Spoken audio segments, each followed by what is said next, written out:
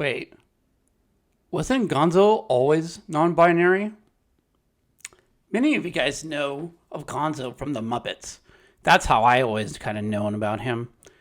However, as he kind of grew up, or as I kind of grew up with him, he always was a strange creature. He didn't look like anybody else. He had a very elongated nose, and he talked a little bit funny, and he had a love affair with chickens. He even had a girlfriend named Camilla that was a chicken. So now, bringing us to present day, they remade the show Muppet Babies. And Muppet Babies is about all the same Muppets hanging out as babies. So, in a particular newer episode of Muppet Babies, Gonzo was feeling left out. And he was feeling left out because he could not wear a dress with the rest of his friends. So, his fairy god rat, Rizzo, came and gave him a disguise, waved his wand, boom, and also gave him a pretty dress so he can play with his friends. At the end, during the show, he started playing with his friends in this dress. And then he had to run away just like Cinderella would. Wait, did I mention that this was a spin-off from Cinderella?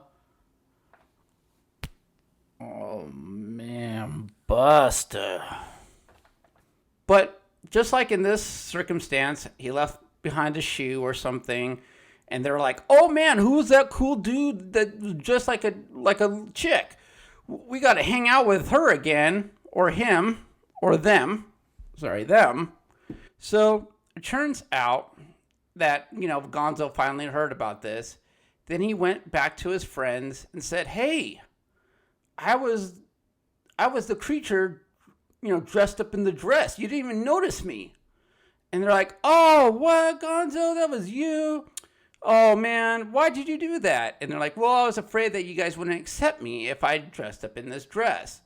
And they're like, "Oh, man, of course we would have accepted you. Man, we're buddies. We're pals, of course." So then it had like a little happy ending. But a lot of parents are being upset because it feels like the show is trying to indoctrinate these young children that, it's okay to be non-binary, or maybe you should try being non-binary. And to me, I think that's only part of the issue.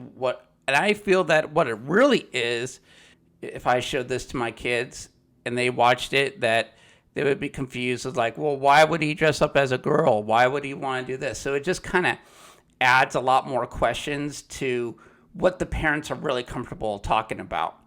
However, with Gonzo and how I grew up with Gonzo, he was always known as a whatever. Not many people knew what he was. And we just always assumed he was a male because he wore male clothing. But with that as well is he had a love affair with chickens. So if other parents are really concerned about Gonzo, turning their kids non-binary or gay, why wasn't the worry back, when I was a kid, that kids will start falling in love and wanting to marry chickens? That's what I want to know. Where was my protective armor to help me protect myself from that?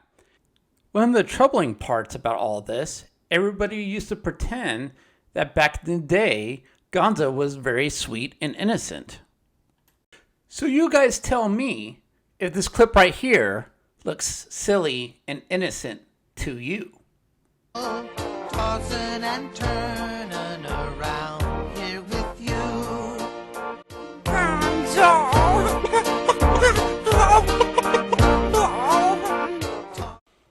Not so sweet and innocent anymore, is it?